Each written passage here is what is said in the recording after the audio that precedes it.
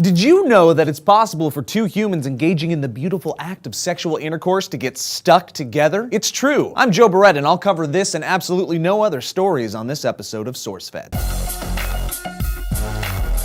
Recently, a couple frolicking on the Italian beaches of Porto San Giorgio were overcome with passion and hormones as they became deeply intoxicated by the supple flesh of one another. In a spontaneous fit of delight and indulgence, the unhinged lovers retreated to the beckoning waters of the Adriatic Sea. The salty whitecaps crashed on their throbbing bodies, shielding the twosome as his virility rushed over his inamorata. The swell of the sea collided with the hot sands of the nearly abandoned shoreline as two became one.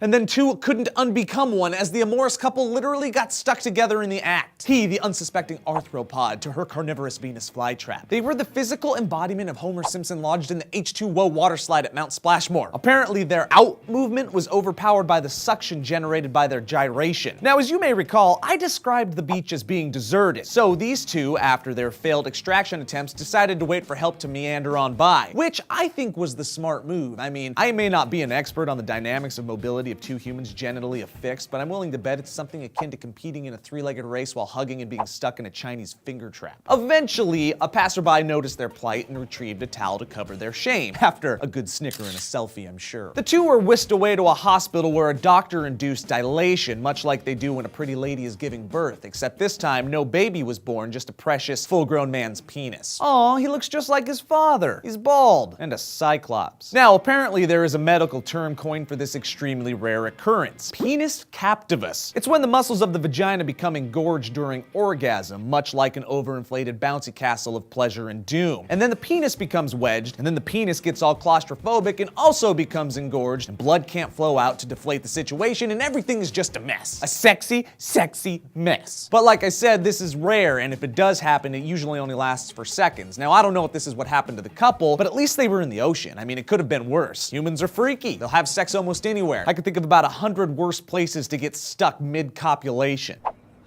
Little help? Little help? Ugh. Little help? Tree sex. Try it. Guys, what's the worst thing that's ever happened to you during sex? If you haven't had sex, good for you. You're a shining beacon of patience and purity, and I respect your decision. Star wipe to the outro.